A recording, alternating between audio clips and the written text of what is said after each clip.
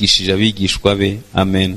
Twigishe gusenga nk'uko Yohana yigishije abigishwa be. Hari akantu mperuka kuvumbura hashize iminsi mike cyane nkamenye kandi karanshimishije. Nashaka nkababwire, hari ikintu namenye ku gusenga ntarinzi. Ibindi bintu byose dukora ni ugusohora.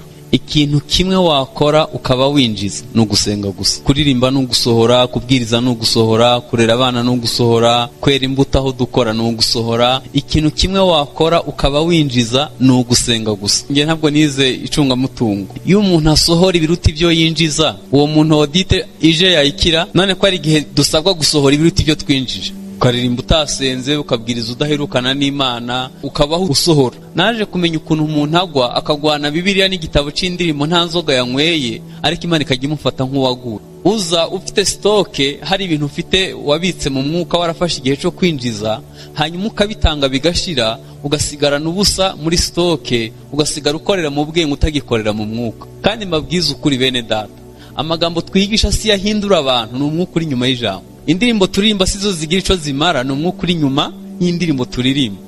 Iyo rero stoke yagushiranye utakibona umwanya wo kwinjiza, usigara utanga ibiri mu bwenge, kandi ibyo nta hantu byakora abantu, kuko umutima wumva undi mutima.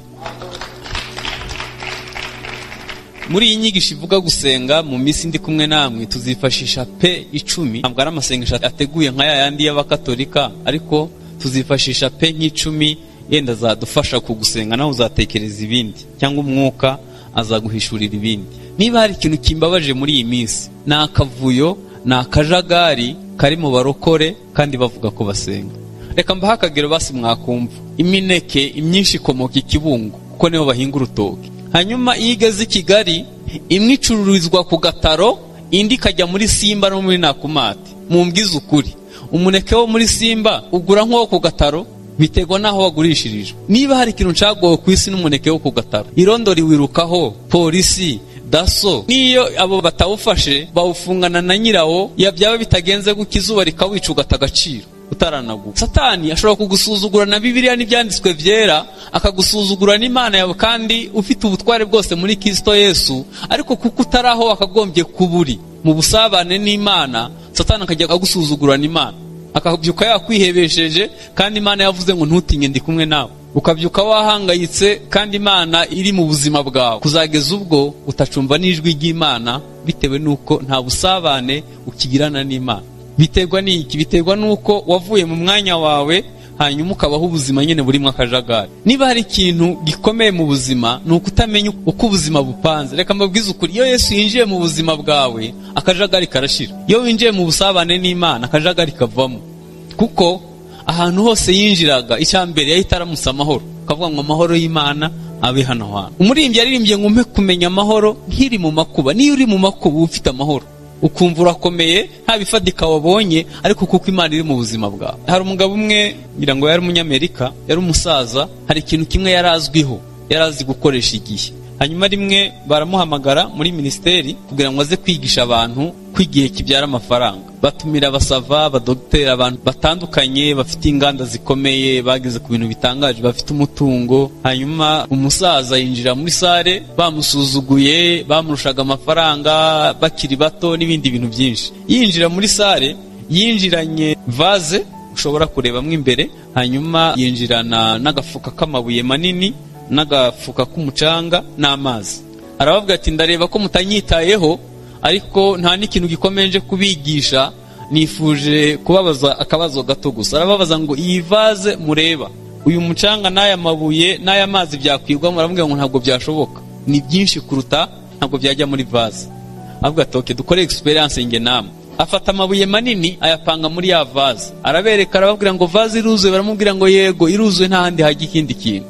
Hanyuma ahita asukamwo amazi, amazi amanuka mu mabuye nayo arangiriramo. Nyuma yaho hafata umucanga muto awumanuriramo, ihita ukurikira amazi, nawo utangira mu ndiba, nawo urangiriramo. Arababwira ngo ucabishe mu buzima, ntimuzi amabuye manini abanza mu buzima bwanyu. Mufite ubuzima butaza amabuye manini, ntabwo muzi igikurikiraho. kubana n'Imana, gusabana n'Imana ni ikintu gikwiye kuba ari ikintu kibanza mu buzima bwacu. Reka mbabwize ukuri, iyo umuntu afite gahunda mu kubaho kwe n'ibyaha akora bike, akora ibyaha bike. Reka mbaho urugero, iyo umuntu adafite ubuzima buri kuri gahunda, abona umwanya w'amatiku no kumenya abaguye n'abahagaze, wagira ngo bamugize maneko, bakizwa n'abadakizwa. Hanyuma uwo muntu afite umwanya wo gusebanya, afite n'umwanya wo gusambana n'ibindi byinshi. Ariko iyo uzi ngo ndabyuka mu gitondo nsenge mbane n'Imana, hanyuma ndafata igihe nitegure nge mu kazi, saa sita yenda ndafata ikindi gihe nsenge, nimugoroba ndaca ku rusengero, hanyuma ntahe mu rugo ndebe uko bimeze, nta mwanya wo kureba filime ya Seburikoko wabona, nta n'umwanya wo kuvuga amatiku wabona, kuko ubuzima bwawe bufite gahunda. Ariko iyo udafite gahunda mu kubaho kwawe, ibyaha byose byinjira uko bibonye. Pe ya mbere rero tugiye kwiga mu gusenga, Bibiliya yatubwiye ngo umwe mu bigishwa be abonye Yesu ariho arasenga yiherereye, aramubwira ngo twigishe gusenga. Nagira ngo mbibutse ko nta masengesho yanditse yigeze abaha Yesu, kuko ahantu hose nasomye Bibiliya ivuga gusenga bakoresheje imperative, ni itegeko. Gusenga ntabwo Bibiliya ibidusaba, irabidutegeka. Iyo umuntu akoze itegeko ashiraho n'igihano kizahana uzica itegeko. Ahantu hose muzasoma bavuga gusenga, baravuga ngo musenge mutajya mu mosha, musengeshe umwuka iteka, musenge ubudasiba, ni itegeko. Mu mpano 9 nta mpano yo gusenga ibamo. Gusenga turabitegetswe. Nta nubwo bakwiye kutubwira ngo hazaza umuvugabutumwa, ngo hanyuma ngo muzaze hazaba ari n'umuhanzi ku giti. Hoya, dutegetswe gusenga. Uko umutima utera niko wakagombye kubusenga. Hari ibintu bitatu umuntu abasha kuba hatabifite. Nta muntu yabaho hatajya, ntabwo bibaho. Nta muntu yabaho hatajya, nico kimwe nta muntu yabaho adafungura ijambo ry'Imana. Ijambo ry'Imana ni manu yo mu butayu, ni Yesu yavuze ko ari umutsima w'ubugingo, n'ubuzima bwa buri munsi. Icya kabiri, nta muntu yabaho atoga, ntabwo yabaho ngo byemere. Ruwanje na adoration ni dushe y'Imana, nta hantu umuntu ajya agahimbaza ibibazo bikegerayo. Hanyuma nta muntu yabaho adahumeka. Guhumeka ni ugusenga. Iyo umuntu ahumeka asohora umwuka mubi akinjiza umwiza. Dusenga dufite ibyatugoye tugataha n'ihumure ry'Imana. Gusenga ni ubuzima. Hanyuma pe ya mbere ni priority. Gusenga gikwiye kuba ari cyo kintu kibanza mu buzima bwacu. Amen. Gikwiye kuba ari cyo kintu kibanza mu buzima bwacu. Ikibazo twe tubikora inyuma, ntabwo biza mbere y'ibindi, ahubwo ni ikintu dukora inyuma. Ariko ntekereza ko gusenga biramutse ari byo bibanza mu mibereho yacu, twabaho ubuzima bwahindutse, ubuzima bunesha, ubuzima bumeze neza. Yesu yajyaga asenga hagati y'amasaha 3 n'4 imbere y'uko atangira umurimo wo kujya kubwiriza. Hagati y'amasaha 3 n'4 buri gitondo. Kariya karere iyo gashusha birenga dogere 50. Iyo hakonje haba munsi ya 0 mu gihe caneje. Ariko nta joro na rimwe yigeze asiba gusenga. Imbere yo kubona mu maso h'umuntu ari wo wese, yabanza kureba mu maso h'Imana. Imbere yo kubwira abantu iby'Imana, yabanza kubwira Imana iby'abantu. Niyo mpamvu iyo yajyaga kubwiriza yabaga afite imbaraga zidasanzwe, yakomoye mu busabane bwe n'Imana. Kuko gusenga cyari cyo kintu kiza imbere y'ibindi. Hajya wowe gusenga bifite uwuhe mwanya muri gahunda zawe z'umunsi? Hari umugabo umwe yigeze kuvuga ngo we ntasenga igihe kinini, asenga iminota 30. Iminota 30 gusa niyo asenga. Ariko ngo nanone ntashobora kumara iminota 30 adasenze. Ubwo yasenga ryari? Imbere y'uko Yesu ahamagara intumwa 12 yafashe amasaha 12 buri wese amusengera isaha.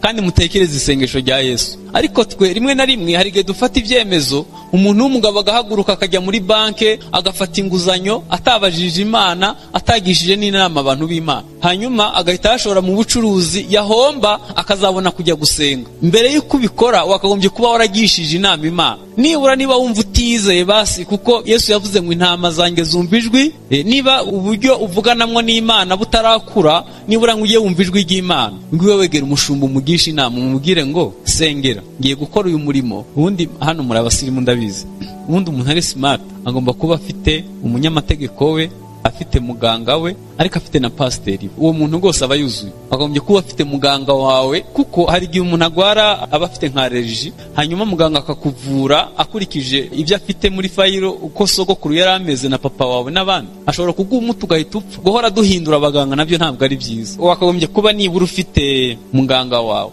Nanone wakagombye kuba ufite umunyamategeko wawe. Abanyarwanda bakunda imanza, iyo umurengereye santimetero 10 muraburana mpaka no kumwuzukuru. Abantu bakwiye abanyamategeko gose. Ariko nanone wakagombye kuba ufite na pasiteri wawe, umushumba. Hari ikintu kimwe nyambona mu matorero, hagati y'abashumba n'abakristo harimo umworera tutazi ikintu kizawuhuza. Aho musengera turahazi, sibyo? Aho musengera turahazi, mwirwa mu byumba aho bahanura. Ngiye nigeze kubwira abakristo, ndavuga nshaka abantu bakuza urusenge, bambwira ngo wabigenza gute? Nakwiga guhanura. Guhanura se biragoye. Ubu se mu bantu 500 wabura nk'umuntu urwaye umugongo? Ntawe wabura. Muri 500 wabura umugabo yashwanye n'umugore nijoro? Mu bantu 300 wabura nk'umuntu utabyara? Iyo mwumvishe aho bavuga ibyo, abantu bajya bihuta cyane. Rimwe nigeze mpura n'umwana ku Muhima, arambwira ati mfite ikibazo, nifuza ko nguriza amafaranga 50,000. Ndamaze nayiki, arambwira ngo nahuye n'umuhanuzi, arambwira ngo mfite inzingo 5 kandi buri ruzingo ararunkurira 10,000. Mu rusengero ntashobora kuyashaka ngo ayature, ariko iyo bagiye kwizinguza barayatanga. Hari abantu rero babigize business, babishaka ati muzi wacu hari ikiganza gishushe. Barahari nyene abapasteri b'amabandi baduse muri iyi minsi babesha ibintu bitabaho, barahari benshi. Nigeze gusanga umuntu arimo guhanura mu cumba avuga ati ngewe Imana yampishuriye imikubuzo yidukubuza. Uwo mukubuzo ukubura umukoshi, ugakubura ubukene, ugakubura inyatsi, ugakubura imivumo yose, ariko umukubuzo umwe n'ibihumbi 50. Barayiguze, barayimaze yose. Abantu baraniyandikisha ngo azabazanira indi. Kigali abantu ntibafite umwanya wo gusenga, basigaye bakodesha ababasengera, bakabakodesha, kandi hari n'abantu nyene babirisha. Kandi iyo muri yo ndabizi ko mutanga 10 mugerageza nyene kubitaho abo bantu kugira ngo bafatwe neza, gumye babahanurire. Ariko nta nubwo bigoranye kumva, kuko mu muco wacu twamenyereye kuraguza. Hanyuma iyo tuje no mu rusengero tuba dushaka kumva icyo Imana ituvugaho, kandi nta busabane dufitanye nayo. Ntekereza ko nidusenga tukaba hafi y'Imana, tukajya tureba mu maso y'Imana buri gitondo, Imana izakumenyesha umugambi gufiteho, izanasohoza imirimo myiza yose yaguteguriye. Hanyuma ishaka kabiri, ya kabiri ni purpose. Dukwiye gusenga ariko bifite intego. Dukwiye gusenga ariko bifite intego. Reka mbabaze akantu gato. Hari umuntu yajya kureba meya atabanje kubitekerezaho neza, ariko akenshi tujya imbere y'Imana nta ntego dufite. Juste gusenga, so ukumva ugiye gusenga, nta ntego nkuru, nta kintu kikujyanye gusenga, utazi icuri busengere, utabanje kwitegura kugiye gusenga. Ariko dukwiye kujya kureba Imana. Imana ni umuyobozi kuruta meya n'abandi bantu, ni umubyeyi yego, ariko dukwiye kujya imbere y'Imana twabiteguye neza. Amen. Bibiliya iravuga ngo ntabwo Imana inezezwa n'amagambo y'ubupfu. Ana agiye gusenga, yagiye gusenga afite intego, aravuga ngo numpa umwana nzamuguha abo wawe iteka ryose. Nyuma y'imyaka 10 hafi n'ibiri umwana yarakuze, yaravuze ngo ndabizirikana uyu mwana niwe nasabye, kandi Imana yampaye ico nayisaba. Nusenga amasengesho adafite intego, rimwe na rimwe bizakugora gushima, kuko utazi nico wasengeye. Hanyuma Zaburi 37 umurongo wa 4 aravuga ngo ni ko umutima wawe wifuza cyangwa usaba, igwica umutima wawe ushaka, isohoza inama zawe zose. Rimwe Imana yabwiye Salomo iramubwira ngo nsaba ico ushaka, hanyuma itasaba ikintu gikomeye, asaba Imana ubwenge. Imana yamubwira ngo kutansabye kurama, kutansabye ubutunzi, kutansabye ko abanzi bapfa, n'ibindi byose ubijyane. Hanyuma rimwe na rimwe iyo abantu bazaga kuri Yesu yarababwira ngo murashaka ko mbakorera iki? Mu by'ukuri yabaga atakizi, yabaga umuntu yakivuze yarangisakuje, ariko akamubaza ngo urashaka ko ngukorera iki, kugira ngo arebe ko kuza gusenga kwawe ufite intego. Iyo usenga udafite intego, rimwe na rimwe nakubwiye ko bizakugora gushima, kuko utazi nico wasabye. Hanyuma Salomo yatugiriye inama, aravuga ngo ntukihutire kugira ikintu cyose uvugira imbere y'Imana, ntukajye wivuga uko ubyumva. Hari abantu mu buzima nyene avuga nyene akaruhuka. Reka mbaho urugero. Imwe nigeze kunanuka, ntabwo ari kera, kugeza mu 2000 nari mfite ibiro 35. Iyo byabaga byinshi byabaga nka 38. Noneho rimwe njya gusenga, nabibonye vuba, ndiho ndasoma mu agenda y'ico gihe, soma ahantu nagiye gusengera ibyifuzo, usanga mu icifuzo kivuga ngo umpe ibiro 90. Ubu mfite nka 78, ariko muganga yarambwiye ati attention, ukurikije ukuresha n'ibiro ufite witonde. Nsigaye nahagira ibibazo byaravuze, kandi sindageza kuri 90. Ubu nshobora guhindura isengesho nkavuga ngo uzantabare. Imana igiye yita ku masengesho yose dusenga tutabitekerejeho, rimwe na rimwe hari ubwo twasenga atuzanira akaga. Niyo mpamvu gusenga dukwiye kuba dusenga amasengesho afite intego. Reka mbabaze, ugize nk'umugisha Perezida wa Amerika akagutumira, akakubwira tuzaza umbwira ibibazo byawe, watangira kuvugira i Kanombe mu ndege? Ntabwo ariko wabigenza. Wageraho yakirira abantu, hanyuma ukavuga mu Congereza kuko nico yumva, hanyuma kandi ugakoresha igihe baguhaye. Bari abantu yaguhaye nk'iminota 7, ubura umuntu w'igihangange ku isi.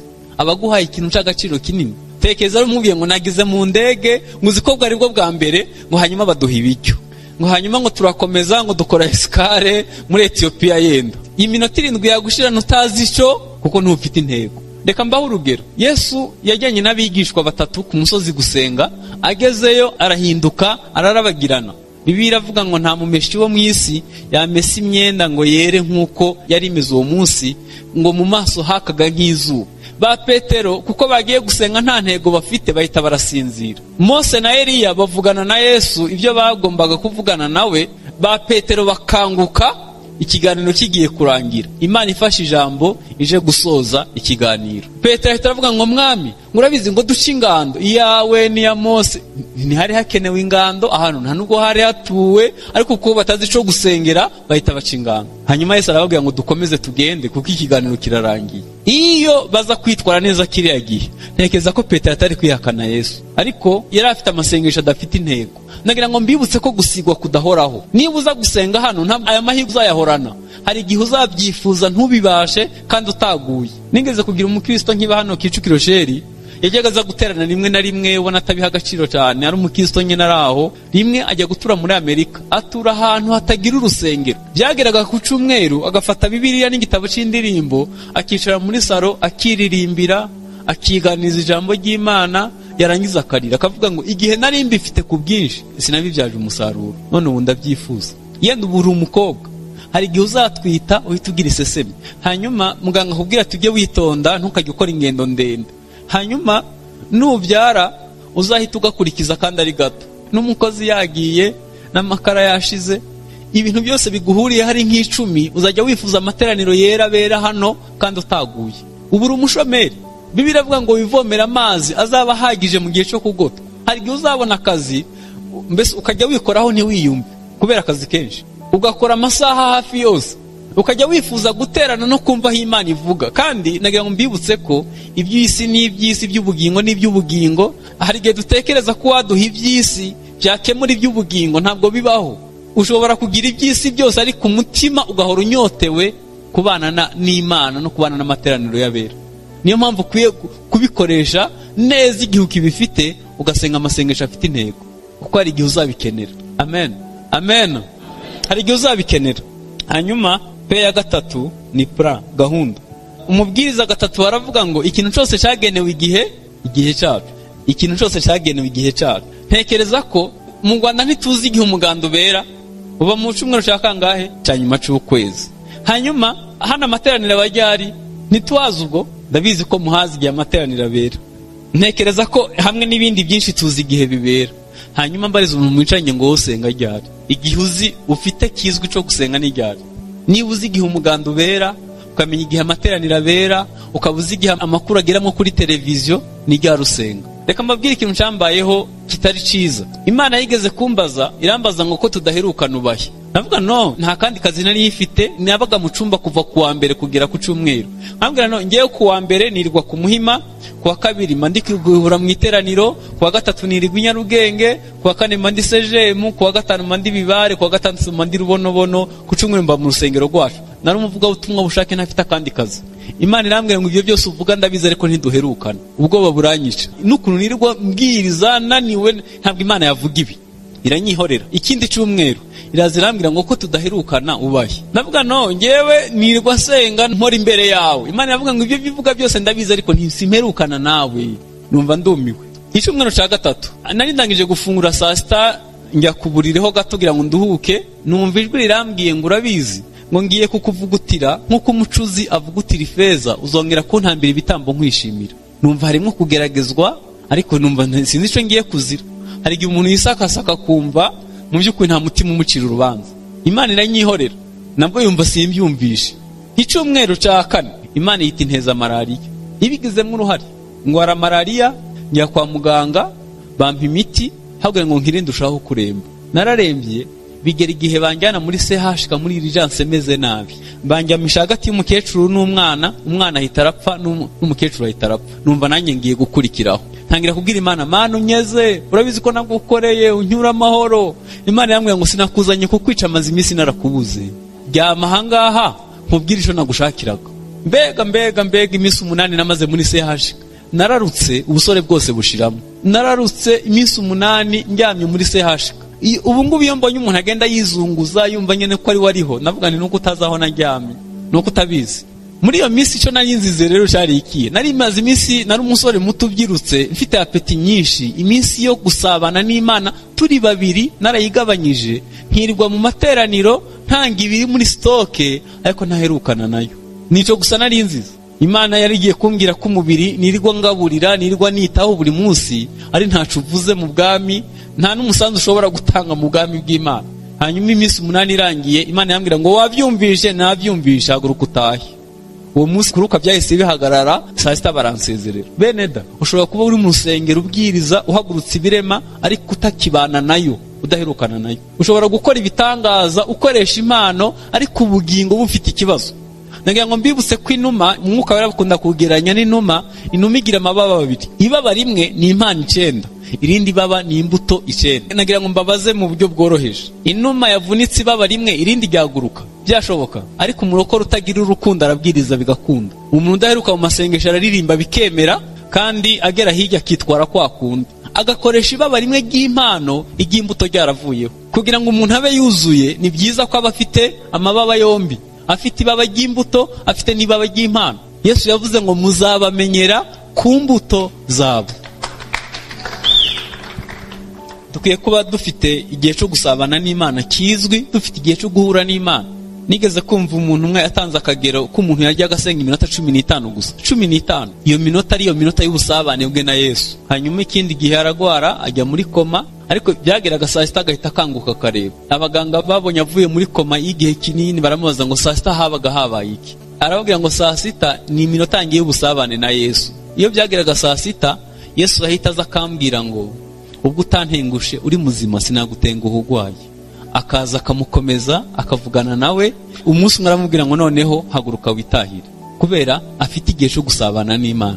Beneda, gusenga nabwiye ngo nico kintu cyonyine waba ukora ukaba winjiza, ibindi bintu byose dukora ni ugusohora. Birigarahamu baramubajije ngo wakongera igihe cyo kubaho wakora iki? Aravuga ngo nakora ibintu 3: nasenga, icya 2 nasenga, icya 3 nasenga. Muri iki kinyejana niwo muntu yabwirije abantu benshi cyane, ariko yaravuze ngo umwanya namaze ku mastade niruka, iyo ndawumara mu cumba nsenga niho hari gukizwa abantu benshi. Aravuga ngo iyo usenga ubasha no gukoresha abamarayika. Atanga urugero, Petero yafashwe yafunzwe. Iyo tuvuga ngo Petero yarafashwe ngo arafungwa ngo hanyuma marayika araza aramubohora, ntabwo dushobora kubiha agaciro. Herode ni waje kumwifatira kuko yarangije kwica Yakobo, ngo abonye ko binejeje Abayuda yiyongeza Petero, hanyuma ngo amurindisha abajepe bamurinda. Aravuga ati ejo nzamumanika hanyuma Abayuda bishima. Iryo joro abera bajya mu cumba ngo barasenga, ngo aho basengeye haranyeganyega, barasenga umutingi turaza, babwira Imana ngo turabyanze Petero ntapfa. Mu by'ukuri byari bimeze nk'ubusazi. Uwamufashe bari bamuzi, n'aba yamurindishije bari babazi, ariko baravuga ngo turabyanze. Bene, ubu koko nta bintu dukwiye kwanga. Muri iki gihugu nta bintu dukwiye kwanga. Mu matora nta bintu dukwiye kwanga. Mu Rwanda business igezweho nakabare Primus Guma Guma basigaye bayishoramwo hafi miliyari 2 zo gukangurira abantu kunywa inzoga. U Rwanda ruri ku mwanya w'ubusinzi ku rwego ruteye ubwoba, kandi amatorero ntaco bitubwiye. Ejo nababwiye ngo abantu bakoresha telefone mobile bageze kuri miliyoni 7, abagerwaho na internet 35%. U Rwanda ruri ku mwanya wa 24 mu bihugu bireba pornography cyane, ntaco bitubwiye. Rimwe na rimwe hari igihe ducira imanza abandi tukavuga ngo ariko ngo genocide ngo yakora abatutsi ngo yabaye abakristo bahari. Natwe aba muri iki gihe hari igihe kizakurikira bazatubaza aho twari turi. Buri kabare gafite indaya zako, ntaco bitubwiye. Turaho turi mu matorero turahimbaza, ntaco bitubwiye. Polisi yagwanye n'urumogi muri uyu mujyi, yakoze ibishoboka byose, ntabwo baza aho urumogi rwinjirira, kandi amatorero araterana buri munsi. Imiryango yanditse muri RGB irenze 1,800 imaze guhabwa ibyangombwa. Hari indi ingana nk'iyi ikorera mu kinyegero itazwe, ariko ubwinshi bw'abashumba bwakagombye kugabanya ibyaha ku isoko. Ariko niba ibyaha bizamukana n'abashumba hari ikibazo. Abera bakwiye guhaguruka bagasenga, tugashakisha mu maso h'Imana, Imana igakura umuvumo ku gihugu. Nagira ngo mbabwize ukuri, hari ibintu imbunda zidakora. Dufite ubutegetsi bwiza n'igisirikare n'igipolisi byubatse neza, ariko nta wundi muntu yahawe ubutware bwo kugera mu mutima w'umuntu usibye itorero. Amen. Ibyo polisi itashobora, abanyamasengesho basenza impinduka yabo. Haleluya. Ntabwo muzi ko abadayimoni bagira sezo. Habaho sezo yo gufata abana ku ngufu, iyi ikazarangira hakabiye inkongi y'umuriro zidasobanutse, iyi ikazarangira abadayimoni bakaza noneho baje guteza impanuka zidasobanutse, ibyo bikavaho amatorero bagakomeza guterana mumva nta cabaye. Ni mwebwe mwahawe ubutware bwo gukinga no gukingura. Dukwiye gukoresha ubutware bwacu neza. Satani agira apanga ibitero tureba, akazarinda dusanga naho twicaye tugisiga inkweto, tukijya n'umuceri. Nyamara duhagurutse tugatera mu bwami bwa Satani, twakwangiza byinshi, tukaburizamo imigambi y'ikuzimu. Dukwiye guhindura uburyo gusenga amasengesho atarimo akavuyo, tukaba imbere y'Imana duhari, kuko bamwe bahari ariko Imana yarababuze. Iyo dusenga habiki, haba impinduka muri twe. Bwa mbere turahinduka, hanyuma tukazana n'impinduka aho dutuye. Reka mbabwire akantu kigeze kumbaho. Ngiye nkunda gutanga ubuhamya bwanyu, bwawe ntuzabuvuga ariko ngewe nkunda gutanga ubuhamya bwanyu kuko simba mfite isoni zo kuvuga intege nke zanjye. Nakoreye ubukwe mu nzu nini, hanyuma nyirayo agahita ajya gukodesha indi kugira ngo asagure hayo kujya. Yari umusaza ukuze. Nyuma y'umwaka n'igice nyirinzu baje kumusohora mu nzu. Bamusohoye mu nzu aravuga ati ngenda umusaza ya gushaka inzu, ngiye gusubira mu nzu yanyu. Ndamubwira muze ntugire ikibazo, ziranye n'abakomisiyoneri, mfite amafaranga yo kwishura indi, ntugire ikibazo, mu cyumweru kimwe nzaguha inzu. Mwumvisha ko ari amafaranga yanjye n'abakomisiyoneri, nta Yesu mwumvishemo. Nashakishije inzu ukwezi kose ndayibura. Bigera ubwo nyirinzu yimuka tuza tubana mu nzu. Yari umusaza utukana, akagutekera n'ibindi byo gutahana. Yarantutse akavuga ati abarokore mwirarira gusa, yarantutse bya bindi twateka, akavuga ati muratinyutse muratetse inyama mutarama inzu yanjye. Twarahangayitse, nashakishije inzu muri uyu mujyi, ngera i Kanombe, ngera i Gikondo, ngera mu Gasyata, nshakisha inzu ahantu hose ndayibura, abandi bose bazibona. Noneho nyuma y'ukwezi ndibuka ko natashe nkibagirwaho ntaho, umunaniro n'amafaranga yenda nk'ukunshiraho, ntashe nibagirwaho ntangira gutonganya Yesu. Ukorera mu bwenge utagikorera mu mwuka. Kandi mbabwiza ukuri bene data, amagambo twigisha si yahindura abantu, ni umwuka uri nyuma y'ijambo. Indirimbo turirimba sizo zigira ico zimara, ni umwuka uri nyuma y'indirimbo turirimba. Iyo rero stock yagushiranye utakibona umwanya wo kwinjiza, usigara utanga ibiri mu bwenge, kandi ibyo nta hantu byakora abantu, kuko umutima wumva undi mutima. Muri iyi nyigisho ivuga gusenga mu minsi ndi kumwe namwe, tuzifashisha P10. Ntabwo ari amasengesho ateguye nka yandi y'abakatolika, ariko tuzifashisha P10 yenda zadufasha kugusenga, nawe uzatekereza ibindi, cyangwa umwuka azaguhishurira ibindi. Niba hari ikintu kimbabaje muri iyi minsi, ni akavuyo, ni akajagari kari mu barokore kandi bavuga ko basenga. Reka mbaha akagero basi mwakumva. Imineke imyinshi ikomoka i Kibungo, kuko niho bahinga urutoki. Hanyuma iyo igeze i Kigali, imwe icururizwa ku Gataro, indi ikajya muri Simba no muri Nakumati. Mumbwize ukuri, umuneke wo muri Simba ugura nk'uwo ku Gataro, biterwa naho wagurishirijwe. Niba hari ikintu cagowe ku isi n'umuneke wo ku Gataro, irondori wirukaho, polisi, daso, niyo abo batawufashe bawufungana na nyirawo, yabyaba bitagenze gukizuba rikawica ugata agaciro utaranaguka. Satani ashobora kugusuzugura na Bibiliya n'ibyanditswe byera, akagusuzugura n'Imana yawe kandi ufite ubutware bwose muri Kristo Yesu, ariko kuko utaraho akagombye kuburi mu busabane n'Imana, Satani akajya agusuzugura n'Imana, akabyuka yakwihebesheje, kandi Imana yavuze ngo ntutinye ndi kumwe nawe. Ukabyuka wahangayitse kandi Imana iri mu buzima bwawe, kuzageza ubwo utacumva n'ijwi ry'Imana, bitewe nuko nta busabane ukigirana n'Imana. Biterwa n'iki? Biterwa nuko wavuye mu mwanya wawe, hanyuma ukabaho ubuzima nyene burimo akajagari. Niba hari ikintu gikomeye mu buzima, ni ukutamenya uko ubuzima bupanze. Reka mbabwize ukuri, iyo Yesu yinjiye mu buzima bwawe, akajagari karashira. Iyo winjiye mu busabane n'Imana, akajagari kavamo.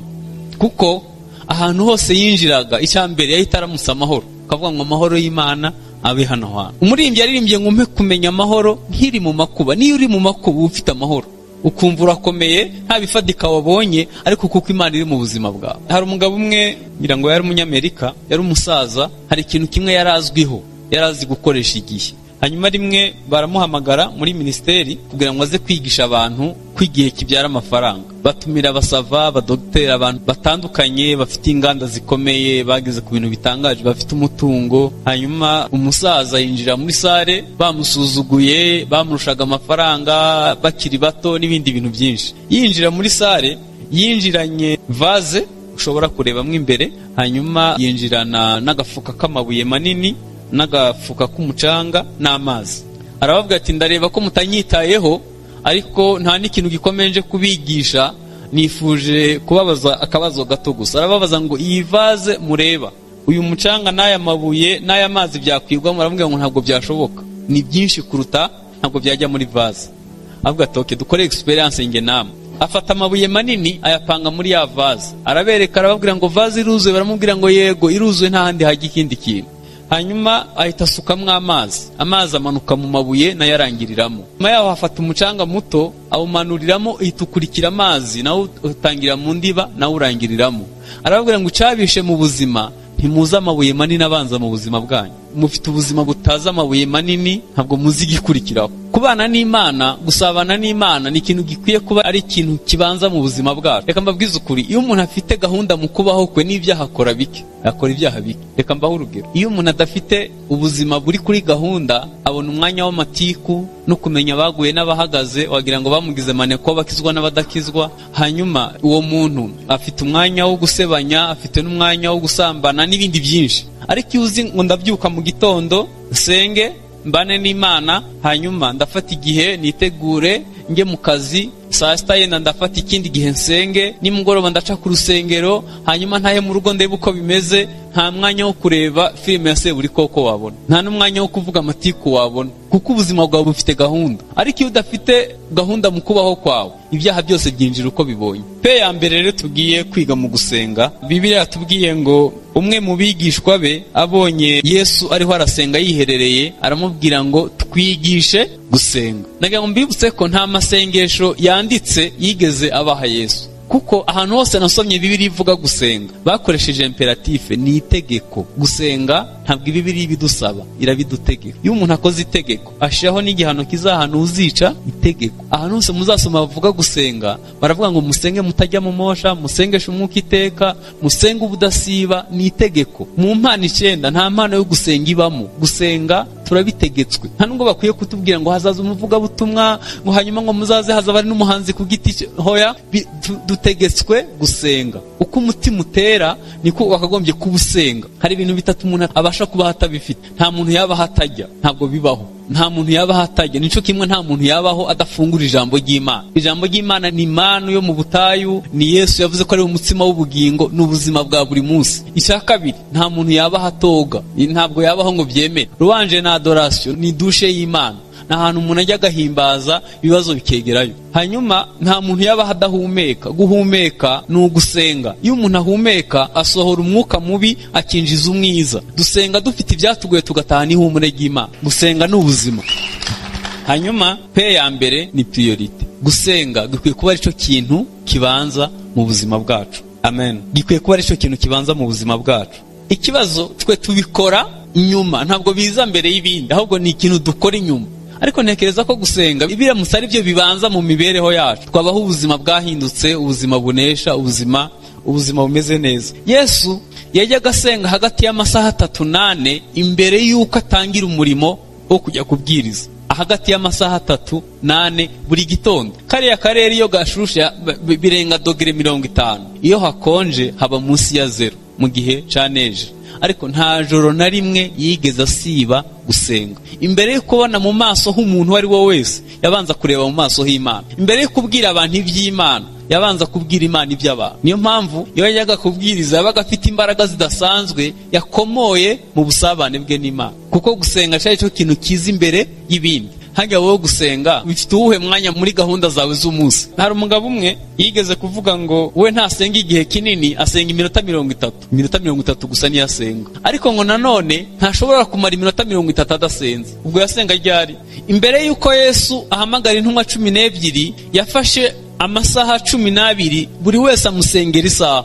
Kandi mutekereze isengesho rya Yesu. ariko twe rimwe na rimwe hari igihe dufata ibyemezo, umuntu w'umugabo agahaguruka akajya muri banke agafata inguzanyo atabajije Imana, atagishije n'inama abantu b'Imana, hanyuma agahita yashora mu bucuruzi, yahomba akazabona kujya gusenga. Mbere y'uko ubikora wakagombye kuba waragishije inama Imana. Nibura niba wumva utizeye basi, kuko Yesu yavuze ngo intama zanjye zumva ijwi, niba uburyo uvuganamwo n'Imana butarakura, nibura ngo ujye wumva ijwi ry'Imana, ngwiwe wegera umushumba umugisha inama, umubwire ngo sengera, ngiye gukora uyu murimo. Ubundi hano muri abasirimu ndabizi, ubundi umuntu ari smart agomba kuba afite umunyamategeko we, afite muganga we, ariko afite na pasiteri. Uwo muntu rwose aba yuzuye. Agombye kuba afite muganga wawe, kuko hari igihe umuntu agwara aba afite nka allergie, hanyuma muganga akakuvura akurikije ibyo afite muri fayiro, uko sogokuru yari ameze na papa wawe n'abandi. Ashobora kuguha umuti ugahita upfa. Guhora duhindura abaganga nabyo ntabwo ari byiza. Wakagombye kuba nibura ufite muganga wawe. Nanone wakagombye kuba ufite umunyamategeko wawe. Abanyarwanda bakunda imanza, iyo umurengereye santimetero 10 muraburana mpaka no kumwuzukuru. Abantu bakwiye abanyamategeko rwose. Ariko nanone wakagombye kuba ufite na pasiteri wawe, umushumba. Hari ikintu kimwe nyambona mu matorero, hagati y'abashumba n'abakristo harimo umworera tutazi ikintu kizawuhuza. Aho musengera turahazi, sibyo? Aho musengera turahazi, mwirwa mu byumba aho bahanura. Nye nigeze kubwira abakristo, ndavuga nshaka abantu bakuza urusenge, bambwira ngo wabigenza gute? Nakwiga guhanura. Guhanura se biragoye. Ubuse mu bantu 500 wabura nk'umuntu urwaye umugongo, ntawe wabura. Muri 500 wabura umugabo yashwanye n'umugore nijoro, mu bantu 300 wabura nk'umuntu utabyara. Iyo mwumvishe aho bavuga ibyo, abantu bajya bihuta cyane. Rimwe nigeze mpura n'umwana ku Muhima, arambwira ati mfite ikibazo, nifuza ko nguriza amafaranga 50,000. Ndamaze nayiki, arambwira ngo nahuye n'umuhanuzi, arambwira ngo mfite inzingo 5, kandi buri ruzingo ararunkurira 10,000. Mu rusengero ntashobora kuyashaka ngo ayature, ariko iyo bagiye kwizinguza barayatanga. Hari abantu rero babigize business, babishaka ati muzi wacu hari ikiganza gishushe. Barahari nyene abapasiteri b'amabandi baduse muri iyi minsi babesha ibintu bitabaho, barahari benshi. Nigeze gusanga umuntu arimo guhanura mu cumba avuga ati ngewe Imana yampishuriye imikubuzo yidukubuza. Uwo mukubuzo ukubura umukoshi, ugakubura ubukene, ugakubura inyatsi, ugakubura imivumo yose, ariko umukubuzo umwe n'ibihumbi 50. Barayiguze, barayimaze yose. Abantu baraniyandikisha ngo azabazanira indi. Kigali abantu ntibafite umwanya wo gusenga, basigaye bakodesha ababasengera, bakabakodesha, kandi hari n'abantu nyene babirisha. Kandi iyo muri yo ndabizi ko mutanga 10 mugerageza nyene kubitaho abo bantu kugira ngo bafatwe neza, gumye babahanurire. Ariko nta nubwo bigoranye kumva, kuko mu muco wacu twamenyereye kuraguza. Hanyuma iyo tuje no mu rusengero tuba dushaka kumva icyo Imana ituvugaho, kandi nta busabane dufitanye nayo. Ntekereza ko nidusenga tukaba hafi y'Imana, tukajya tureba mu maso y'Imana buri gitondo, Imana izakumenyesha umugambi gufiteho, izanasohoza imirimo myiza yose yaguteguriye. Hanyuma ishaka kabiri, pe ya kabiri ni purpose. Dukwiye gusenga ariko bifite intego. Dukwiye gusenga ariko bifite intego. Reka mbabaze akantu gato. Hari umuntu yajya kureba meya atabanje kubitekerezaho neza, ariko akenshi tujya imbere y'Imana nta ntego dufite. Juste gusenga, so ukumva ugiye gusenga, nta ntego nkuru, nta kintu kikujyanye gusenga, utazi icuri busengere, utabanje kwitegura kugiye gusenga. Ariko dukwiye kujya kureba Imana. Imana ni umuyobozi kuruta meya n'abandi bantu, ni umubyeyi yego, ariko dukwiye kujya imbere y'Imana twabiteguye neza. Amen. Bibiliya iravuga ngo ntabwo Imana inezezwa n'amagambo y'ubupfu. Ana agiye gusenga, yagiye gusenga afite intego, aravuga ngo numpa umwana nzamuguha abo wawe iteka ryose. Nyuma y'imyaka 10 hafi n'ibiri umwana yarakuze, yaravuze ngo ndabizirikana uyu mwana niwe nasabye, kandi Imana yampaye ico nayisaba. Nusenga amasengesho adafite intego, rimwe na rimwe bizakugora gushima, kuko utazi nico wasengeye. Hanyuma Zaburi 37 umurongo wa 4 aravuga ngo niko umutima wawe wifuza cyangwa usaba, igwica umutima wawe ushaka, isohoza inama zawe zose. Rimwe Imana yabwiye Salomo iramubwira ngo nsaba ico ushaka, hanyuma itasaba ikintu gikomeye, asaba Imana ubwenge. Imana yamubwira ngo kutansabye kurama, kutansabye ubutunzi, kutansabye ko abanzi bapfa, n'ibindi byose ubijyane. Hanyuma rimwe na rimwe iyo abantu bazaga kuri Yesu yarababwira ngo murashaka ko mbakorera iki? Mu by'ukuri yabaga atakizi, yabaga umuntu yakivuze yarangisakuje, ariko akamubaza ngo urashaka ko ngukorera iki, kugira ngo arebe ko kuza gusenga kwawe ufite intego. Iyo usenga udafite intego, rimwe na rimwe nakubwiye ko bizakugora gushima, kuko utazi nico wasabye. hanyuma Salomo we yatugiriye inama aravuga ngo ntukihutire kugira ikintu cyose uvugira imbere y'Imana, ntukajye wivuga uko ubyumva. hari abantu mu buzima nyine avuga nyine akaruhuka. Reka mbaho urugero, imwe nigeze kunanuka, ntabwo ari kera, kugeza mu 2000 nari mfite ibiro 35. iyo byabaga byinshi byabaga nka 38. noneho rimwe njya gusenga, nabibonye vuba ndiho ndasoma mu agenda y'icyo gihe, soma ahantu nagiye gusengera ibyifuzo, usanga mu icyifuzo kivuga ngo umpe ibiro 90. ubu mfite nka 78, ariko muganga yarambwiye ati attention, ukurikije uko uresha n'ibiro ufite witombe. nsigaye nahagira ibibazo byaravuze kandi sindageza kuri 90. ubu nshobora guhindura isengesho nkavuga ngo uzantabare. Imana igiye yita ku masengesho yose dusenga tutabitekerejeho, rimwe na rimwe hari ubwo twasenga atuzanira akaga. niyo mpamvu gusenga dukwiye kuba dusenga amasengesho afite intego. Reka mbabaze, ugize nk'umugisha perezida wa Amerika akagutumira akakubwira tuzaza umbwira ibibazo byawe, watangira kuvugira i Kanombe mu ndege? Ntabwo ariko wabigenza. wageraho yakirira abantu, hanyuma ukavuga mu Cyongereza kuko nico yumva, hanyuma kandi ugakoresha igihe baguhaye. bariya abantu yaguhaye nk'iminota 7, ubura umuntu w'igihangange ku isi, abaguhaye ikintu cy'agaciro kinini. Tekereza rumubwiye ngo nagize mu ndege, muzi ko bwari bwo bwa mbere, ngo hanyuma baduha ibiryo, ngo hanyuma ngo turakomeza ngo dukora escale muri Ethiopia yenda. iyi minota 7 yagushira nutazi ico kuko ntufite intego. Reka mbaho urugero, Yesu yajyanye n'abigishwa 3 ku musozi gusenga, agezeyo arahinduka ararabagirana. Bibiliya iravuga ngo nta mumeshi wo mu isi yamesa imyenda ngo yere nk'uko yari imeze uwo munsi, ngo mu maso hakaga nk'izuba. ba Petero kuko bagiye gusenga nta ntego bafite, bahita barasinzira. Mose na Eliya bavugana na Yesu ibyo bagombaga kuvugana nawe, ba Petero bakanguka ikiganiro kigiye kurangira. Imana ifashe ijambo ije gusoza ikiganiro. Petero ahita aravuga ngo mwami, murabizi ngo duce ingando iyawe n'iya Mose. Ntihari hakenewe ingando ahantu, nta nubwo hari hatuwe, ariko kuko batazi ico gusengera bahita baca ingando. hanyuma Yesu arababwira ngo dukomeze tugende kuko ikiganiro kirarangiye. Iyo baza kwitwara neza kiriya gihe, ntekereza ko Petero atari kwihakana Yesu, ariko yari afite amasengesho adafite intego. Nagira ngo mbibutse ko gusigwa kudahoraho. niba uza gusenga hano, ntabwo aya mahirwe uzayahorana. hari igihe uzabyifuza ntubibashe kandi utaguye. nigeze kugira umukristo nkiba hano Kicukiro Sheri, yajyaga aza guterana rimwe na rimwe ubona atabiha agaciro cyane, ari umukristo nyine araho. rimwe ajya gutura muri Amerika, atura ahantu hatagira urusengero. byageraga ku cyumweru agafata Bibiliya